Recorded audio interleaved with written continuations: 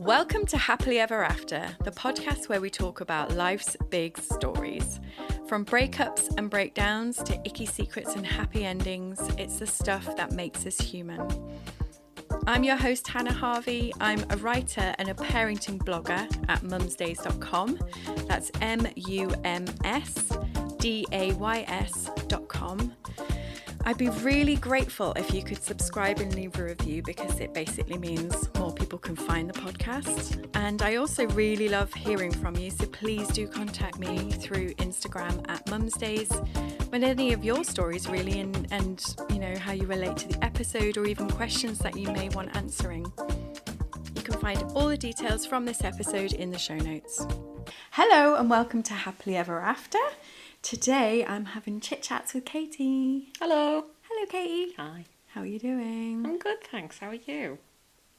We both know. I know. I don't know why I said good. Yeah. I'm fine. I'm okay. So today we are talking about transitioning, which 3 years after splitting up from my ex, which hope I wasn't still doing it, but I am. Yeah. And you are too, is that correct? I am, yeah. I'm in a transitional period myself at the minute. So we are fresh from having just got out of the sea because we're both feeling a bit funky. Mm-hmm. And I just read Katie's newsletter, which said she was going to basically sit by some houseplants. And I was like, I'm coming to get you in half an hour. Be ready with your swimwear on. It's my version of self-care. But also, I did appreciate the sea. So it's full moon today, you know. Yeah, I feel like we're feeling that. Yeah, I've spoken to a few people today and I was like, oh, I'm feeling a bit crazy. And they were like, oh, full moon. Yeah, it's always the moon. Like, I don't know whether you believe in moons or not, but... I believe in them, all right. I just thought it was nice to go and acknowledge it next to the sea. So we've been down, haven't we, and quietly sat and did some journaling. Mm-hmm. And now we're ready to podcast. We are. So why are you transitioning, Katie? So I have sort of like only about 6 months ago, like if that, moved house. And now I have to move house again. So that's fun. So I'm currently sort of like in a bit of limbo. Don't know whether my relationship's got a future to it. That's quite scary at the minute as well. But the thing I'm most worried about really is where I'm going to live. Yes. So that's up in the air. So are you feeling tantrumy, like is your maiden kicking in going, this is bullshit, why is nobody rescuing me? Or are you feeling like, right, I'm going to take control and... I think it's a bit of both of those. Because like, I definitely, you know, when you look at other people's relationships and you're like, oh, they've got like a nice husband and a lovely house and plenty of disposable income. Where's my one of those? But then also, I'm at the point now where I'm like, nope, okay, I am fed up of waiting for Prince Charming. I'm going to be my own Prince Charming and I'm going to sort my life out and I'm going to stand on my own 2 feet and I'm not waiting for anybody to come along anymore. Nice. Yes. So it's quite headstrong. I'm feeling quite headstrong, but also like a bit pissed off. Yeah. Do you think it could be a bit fight or flight? Definitely, because I think you're feeling like you've got the fight and the spark inside of you, but you're also wanting to just go find your own house. Yeah. So like I've been a little bit upset. Like this has all like sort of happened in the past week or so, and I've been quite upset and I've been quite moody and I've been quite depressed. And now like I'm at the point where I'm like, right, okay, this is fine. Like I'm gonna stand up for myself now, and that's what's gonna matter. And like there's a bit of anger to it, which is where I think it might be fight or flight kicking in. I think I'm ready for a fight.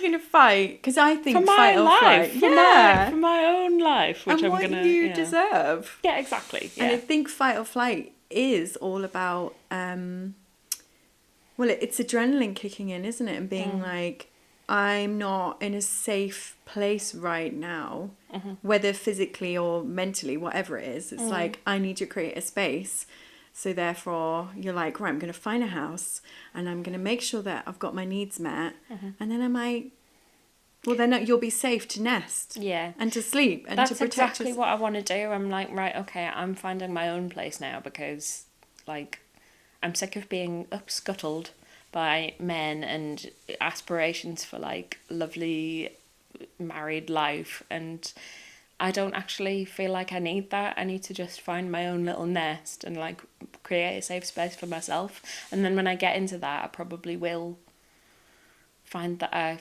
relax and probably am a bit upset, but that's okay because I've got the fight in me now, which is what I need, I think. Yeah. I think it's important to make use of that energy and momentum as well. Yeah. Because I feel quite a few years on, like, I've already in a safe space. Yeah. So why, like, trying to find a new house and things like that is a bit like, oh God, do I still have to do this? I know. Yeah, I feel the same. So it'll be like my 15th time I've moved house since I left home or something like that. And, like, I'm just like, why do I have to do this again? Like, I really, really don't want to. But then you really, really do as well. You're exactly, yeah. Like, this is what I need now, and I'm Yeah. not going to rely on anybody else. And I'm not going to end up in a position where anybody can take that away from me anymore, you know. I'm going to create a nest now that nobody's going to kick me out of. Good. You're going to do your Sex and the City thing. Yes, I am, yeah. I'm going to get my Carrie Bradshaw apartment that I will never give up. That's the plan. Is it going to be 90% walk-in wardrobe, 10% kitchen? I would hope so, yes. Is there even a kitchen in the Carrie Bradshaw flat? No, I don't think it is. I think she keeps her shoes in the oven, which is Although an I aspiration. seem to remember that one of them has sex in her kitchen, so there definitely is one. Yeah, I think you're right. But I think it's also been the bathroom at points. Yeah. That bit at the start of the It's flat. a kitchen slash bathroom. Yeah. Well, I look That's what we all forward need. to you creating that space. Yeah, thanks. In my moving house news is that Yes. I found the house. Yes. It was 2-minute walk to the beach. It had a beautiful front door, amazing features. It was just about in my budget, but it had enough rooms that I could make it into a bit of a business so I could, get some money back. And I was super excited. Had my offer accepted on the Saturday. Spent the Sunday being like, yay, I've got my house. Monday morning, yay. I called them up on Monday afternoon and they were like, oh, somebody's gazumped you. Oh. And so whoever was also looking at it had come in and said, we'll offer this instead. And the people then went, oh, actually, we would quite like that. So they asked me if I would up my offer, which I did. And I said, I'll only do, offer this on kind of the good faith that if they take it, that's it, and they won't accept any more offers. Yeah. And then the other people were contacted ahead of me after the offer was accepted. And they were like, no, we'll offer more. And then they went back to the other people and they were like, oh, actually, maybe we will consider this. And I was like, oh, I'm not playing this. No, that's not fair. Especially when you think that you've got it as well. Like, you don't need that sort of upset. Yeah. Like, they'd said twice, okay, you can have it and we won't accept any more offers. And then they did anyway. And I just felt like I was totally used by the estate agents to, like, they're the ones who even suggested it. They were like, we'll go to them and say, you'll only offer this if they don't accept any more offers. And when, they got back to me later on in the day and said, oh, they're just considering the other offer they've had from the other people. I was like, well, you can tell them I'm not offering anymore then, because I just feel like I was used to up the other people's offers. And that's not fair on the other people either, because I wouldn't have offered unless... I don't know. Oh, it's horrible business, isn't it? I've always thought I could never be an estate agent. Well, up to that point, I was like, oh, selling sunset, I could totally do that. Yeah, no, but you have to mess with people's lives and emotions. It's a bit of a dirty game. It is dirty, and I don't think everybody does it. I think that these particular estate agents are a little bit renowned for it, unfortunately. Oh, that's sad. So, yeah, they do not get my business, and I've... No. And it was really sad, because I was there like, well... I genuinely thought that this was the place. Like I'd manifested it and it was perfect and I was going to make it work. And then I was like, but when you manifest something, it should be easy. Exactly. And this is not easy anymore. This is dirty and it's making me feel bad. So therefore, I had to kind of wrestle that afternoon and be a bit like, what are my boundaries here? What am I willing to accept? How far am I going to be pushed? How much am I going to be used? And the answer to all of it is none of those things. Like it doesn't, because everyone's like, oh, buying a house is like cutthroat and disgusting and dirty. And I'm like, that's not how I want to go into it. Does it really have to be like that? I'm sure it doesn't. Like, I guess it depends. Like, apparently the property, like, market is really bad at the minute, and there's like tens of offers on every house and stuff like that. But like, still, like, I don't think anybody needs to be put through that, do they? Like, let's all just live happily together. I don't like the sound of this. Yeah, so I had to go through a bit of a whirlwind roller coaster process of being like, this is the dream. Oh, I'm gonna have to let this go. But I think it was a good lesson in setting boundaries and being like, I don't want to go into it like this. And I don't want the place that I end up living in to have started out like in such a difficult birth process. Yeah, I know that's true. Like you'd always feel weird about that, you know? Maybe. Or feeling a bit like you were pushed beyond your limits and the house had slightly taken advantage of you. Yeah, exactly. And like maybe you were struggling a bit because you went a bit too far because you were like, I must win. I win things. Because obviously, you know, I'm quite competitive. There was a bit of that kicking in and like, who do they think they are? I win things. Yeah. I will come first. And then I had to go, no. Like, I draw the line here. My boundary is I'm not going to be used as a pawn to do some kind of creepy bidding war. No. That I don't even want. No. So, yeah. Sad, but, you know, moved on. And then I had a much more pleasant process with a great house around the corner. It's like a 5-minute walk from where I live now. Great. And that was through auction. Oh, great. But it didn't actually get to auction because I put my bid in and they were like, yeah, we'll accept it. And then it got taken off. And I was like, so it's this one that I meant to have. Yeah, that's right. So it's easy and it's a doer-upper, but... So it can actually be not that bad of a process because you've come out of the other end with a property and it wasn't that hard. Yeah. I mean... Let's watch this space because, like I said, it's a doer-upper, and in 6 months' time, I might be like, "Why the fuck did I buy this place?" But in the end, it'll be my doer-upper. Yeah, I'm excited. I've got my overalls on already. Yay! You say that. People always say this. They're like, "Let's have a painting party." No fucker ever turns up to a painting party. I've painted people's houses before. Have you? But I do like it. So. Okay, well, I'm gonna hold you to that. Can't promise I won't paint something inappropriate on the wall first, but okay, we'll go over it. It'll be fine. Yeah, it'll be fine. So yeah, but the other thing about this process of buying a house is that you go, yay, I'm going to do this thing, get all excited, and you step into, a few episodes ago we were talking about grieving the maiden, and you have to step into your queen in order to create the life you want. So you step up and you're being all queenie, and then the maiden kicks in and it has another panic attack. Yeah. So I've been like grappling with that a bit over the last few weeks of being like, yay, I've got this thing. Oh my God, I can't do it on my own and I don't want to. And I'm still annoyed that I'm on my own and... Like it's not fair that you should have to do that, yeah. So that whole grieving the maiden process, well, it's a process, like it's going to keep coming up. And then you still have to kind of acknowledge it and be like, it's okay, little me. Yeah. The me that's like wants the knight on the horse to come and save me. I know, I think it's a comparison thing. Because I'm always like, well, why did they get to have that and I've got to do it on my own? It's not fair, you know? Yeah.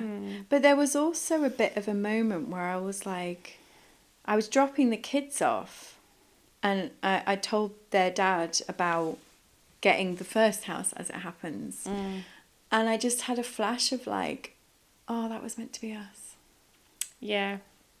And I feel really like weird saying it on the podcast. But I did, and I really got upset afterwards and was like, oh fuck, that didn't happen and it didn't work out. And But maybe that was the whole purpose of that dream house. Yeah. Was to allow me to have that moment of being like, oh, we were going to be like the beach babes with the kids that always had sand in their toes, and we were going to have a Airbnb and like, I don't know. Yeah, well, of like course. It just sort of flashed before my eyes, and I was a bit like, oh, I'm still really sad that bit of my dream didn't come true. And don't get me wrong, like, I'm really happy where I am now, and we definitely shouldn't be together. Yeah. But it doesn't mean that you forget all the dreams that you did have. No, of course, yeah. And like the thing about the dreams of the future is that they're exactly that, aren't they? Like in the dreams of the future, everything's always perfect, and actually that never would have happened. But it's okay to still think like, oh, it's a shame I don't have those dreams anymore, you know? Yeah. It's a really weird one. And I felt quite hollow and sad afterwards, but I think if you just, having a good cry about these things helps get it out. Yeah, I agree. And move on and stuff like that. So, yes, the good old maiden still going strong. Yeah, I've been thinking about that a lot. It's time to grieve the maiden. Yeah, definitely. So, a few people have started getting in touch quite regularly about, with little questions about stuff. That's and nice. Since we're talking about transitioning, one person got in touch to ask about moving, specifically to the coast, like to where we are. And it's, like where she currently is, she was like, I'm a bit worried about my son and who he hangs around with. I'd really like she's going through a divorce or a separation. I'm not quite sure of all the details. And she's like, oh, I really want to move to the coast, and but it might be out of my budget. And then the other option is to move back to where her parents are. Right. And it's like, I don't even fully know what the question is, but it's along the lines of like, I think it's to do with fight or flight. Yeah. And when you're in fight or flight, you can have like romantic ideals about where you want to be. But also they don't always match up with what you need. Yeah, that's true. So the other option would be, because, I said to you, it's pretty pricey around here at the moment. Yeah, it is. And while that's great, if you've got the money or whatever, but you also need the support. Yeah. And she was saying that she felt like she'd be taking a step back if she went back to live near her parents. But I'm like, but you've got to think about affordability so you don't make your life harder. Yeah. Accepting help is huge when you're going through this process, isn't it? It's like people... don't. I think we go through. I think it's probably the Queen stepping up and the fight or flight thing being like, I can fucking do this on my own. I don't need anybody else. But at some point, your adrenaline gland is gonna like collapse. Adrenal glands. That's the word.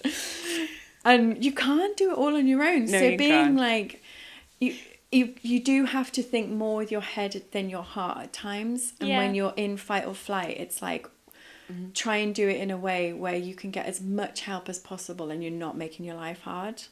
Yeah, but then also that doesn't necessarily have to be to do with physical proximity, I don't think.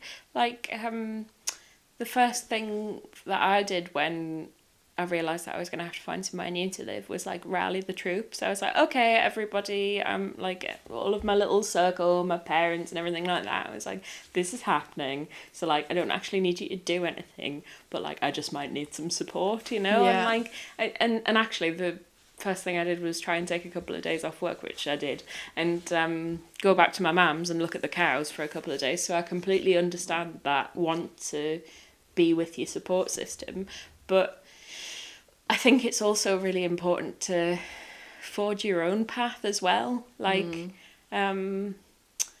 because I think you can have that support without actually having to be with the people all the time. Like, just knowing that they're at the other end of the phone is sometimes helpful. Although having said that, I speak with no children, you know. That's my main concern. Yeah, exactly. Is when you need help with childcare, you need help with childcare, and that does require physical proximity. and I think when you're going through the trauma of divorce and separating the life, like we talked about it last week about the conflict resolution, like this separation, even when it's amicable, can be really difficult. Yeah.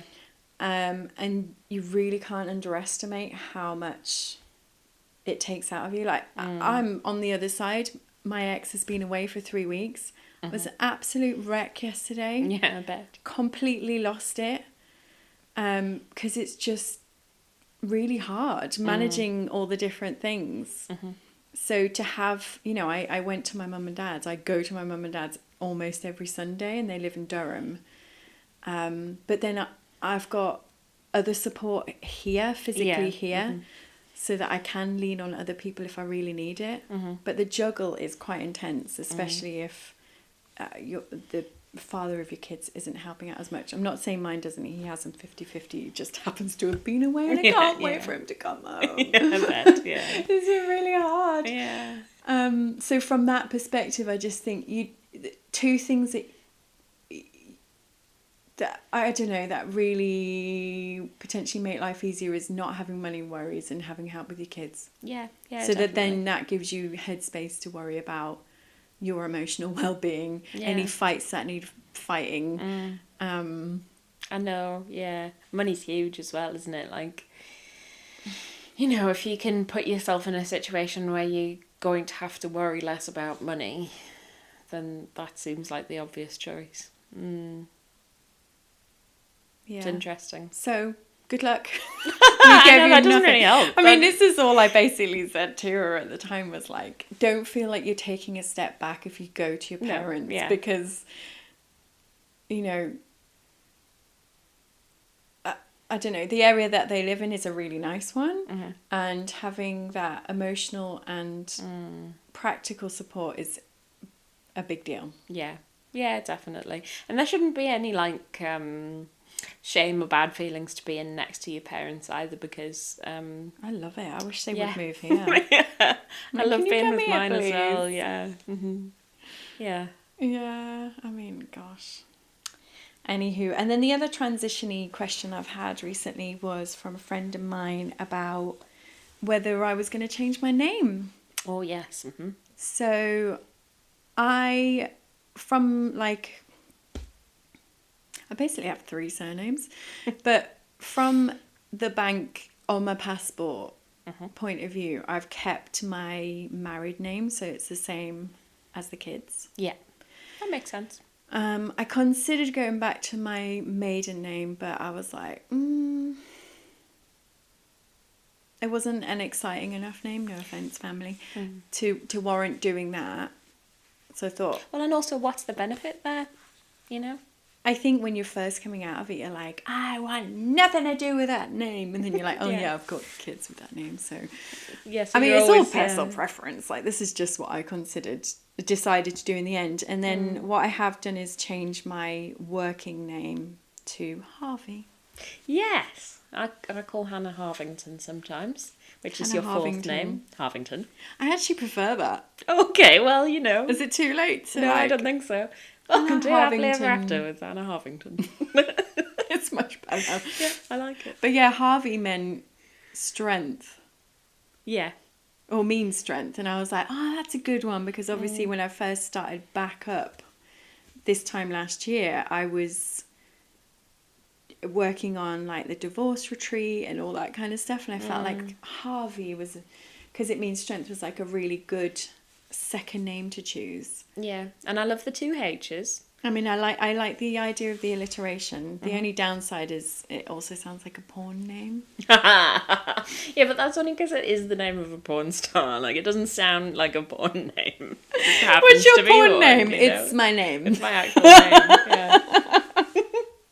That's just a coincidence, though. What can you do? Yeah. And then I also found out, like, my kid's dad pointed out, it was like, don't you remember that was my favourite name and that I wanted to call Ruben that? And I was like, no. Forgotten. Isn't that weird? Yeah. Oh, that is weird, because why didn't you like it when you were naming your kid? I think it was going to be Nancy's name if she was going to be a boy, and Oh, I'd I forgotten see, okay. entirely. Huh, that's weird. Really weird. I also had this like list of names. So I was going through all the like the meanings of different H words, and one of them I'd just written it down and wrote it as a list and then sent it over to Natalie, and one of them was Haddock. Because it meant something like powerful or resilient, and she was like, yeah, definitely call yourself Hannah Haddock. Hannah smoked haddock. Yeah. Yeah, no, So, that's not a good one. But I decided not to do that. No. I do really like the idea of picking your own name, though. I think it's a very feminist move. Good one. Thank you. And then at least in some ways I'm moving away from my kids' surnames, so it kind of keeps them away from what I'm doing, if that makes sense. Oh, that's true, because you're public. I'm a public-ish person, so therefore my pen name is not the same as my children's name. Yeah, that makes sense. Interesting. I don't think it would take much to like work out who I am, but equally, yeah, no, you're right. It's a good idea. Yeah. So that's that. What else have we got? Oh, dating. Yes. It's the thing that I want to be furthest away from in the world right now. Well, this is what we were discussing earlier. It seems quite interesting that we're in a similar place. Like, I spoke about it on the podcast a while ago. I am dating, or I was on the dating apps, and been seeing a nice guy, the surveyor. Yes, the surveyor. Who's been helping me with the house, and he's really nice. Like, we've already established several times that there are some fundamental differences in our love languages. Yeah. So that has been an issue, but he's a really lovely guy. Yeah. But in amongst this, we kind of weren't seeing each other, and I went on a date with somebody else. And how did that go? Katie, I don't understand the point of any of the dating apps, and just the whole vibe is absolute bullshit. So I've come straight off again because I don't like it. It's got this weird energy about it. Yeah. But yeah, I went on a date with this particular guy. I was like, well, he looks mental, but maybe he's really interesting and nice. And he was fine. We went on a walk and the crack was all right. And he was very keen. I was going to say good there, but no, that's not necessarily a good it's thing. It's nice to be wanted. I guess, yeah. You know, you don't want to go out with somebody with deep apathy towards you. No, that's true. Yeah. He was like, I really like you, really want to see you again. I'll see you Friday. Yeah, that's nice. He then started sending me lots and lots of photos of his chihuahuas. Is that a metaphor? No, unfortunately Okay, yeah. not. He has 4 and he dresses them up. And he literally looked like Action Man, and he had these. So that was a bit of a, like, interesting. Yeah. But, you know, people like their dogs. I like dogs. Yeah. So I thought benefit of the doubt. The next day, I had solo childcare duties and, you know, had been for quite some time because their dad's away. And just didn't have chance to reply. Right, yes. And then he blocked me. I mean, like, So I replied and said, I'm really sorry. I haven't had a chance all day. It's really busy at the moment. I'll catch up with you tomorrow. Yeah. And he blocked me. I mean, you know what? I'm really pleased about this. This is a 48-year-old man. With 4 chihuahuas. I mean, yeah. There's nothing wrong with having dogs. No, I just think, there isn't. You're right. How much are you expecting from another person that they can't be a bit busy?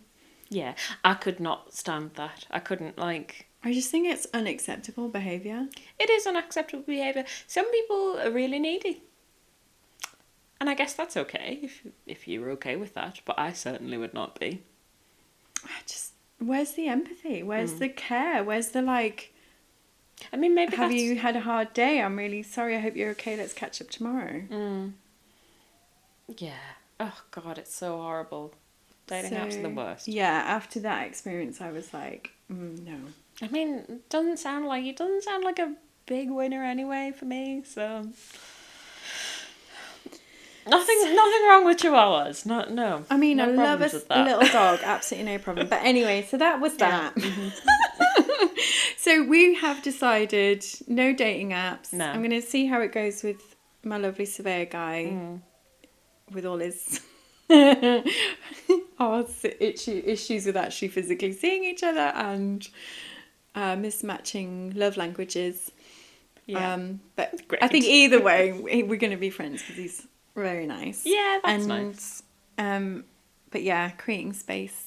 Yeah, nesting areas to be ourselves and to protect ourselves is also big. I also just think, like, I don't know, it's the furthest thing from my mind right now. I'm like, right, okay, I need to get myself settled and sorted. Yeah. And, like, then figure out what I want because, like... It's the foundations, isn't it?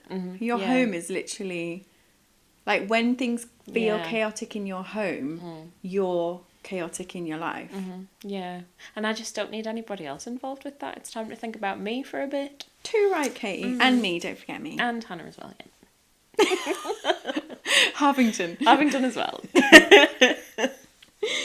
And the other thing that so when I split up with the art teacher, a big thing for me then was like, I really need to make more friends and like feel settled here, like in this area, because this is where I want to live. So I think having like doing fun things and having nice friends through that like hobby has really made a difference over the last few months. Yeah, that's nice. So it would make a difference to you because you're an extrovert, you know? Oh, you that's need true. that. Like, so when I drag you out, did you like it? So when I dragged you out earlier and made you like sit next to me and do journaling, was that all right? Yeah, I really like that. But if I hadn't felt like it at the time, I would have just been like, I can't be bothered, I don't want to. But I did want to, so... Okay, that's good. Yeah. So it won't always work? No. And also, like, I will go home now and spend a little bit of time alone, which is what I need, whereas you, like, when you're feeling down, need to be with other people as well, which is great, you know? Yeah, but my version of that would be I'm going to go sit on the beach where other people are but not speak to them. Yeah. Or I'm going to walk all the way to somewhere but past a lot of people. Yeah. Because it means that there is an opportunity for interaction. Yeah. And I'm still seeing other people, but I'm still having my alone time. Yeah. Yeah, see, I You prefer literally to want be to be alone. on your own. I want to sit with my plants on my own. I do. I want to sit with my plants. That's exactly it. And my cat. And that's all, really, I need. Aww. I know. Well, if you're not like Katie and you would like to... Actually, no, that doesn't work. What? I was going to say, alone time for an extrovert is still alone time. You don't want to do it with somebody else. But if anybody's looking for a friend and something new to do, you can come and hang out with us, can't they? Yeah, they can. And the other thing is, like, regardless of the fact that I'm an introvert, sometimes I really benefit with being with people. Like, I will have benefited from sitting with you and doing some journaling and going in the sea. Definitely. Good. Well, the next time I'm going to do that, so with some of the people that have been in touch with me and my new friends that I'm making. Yes, good.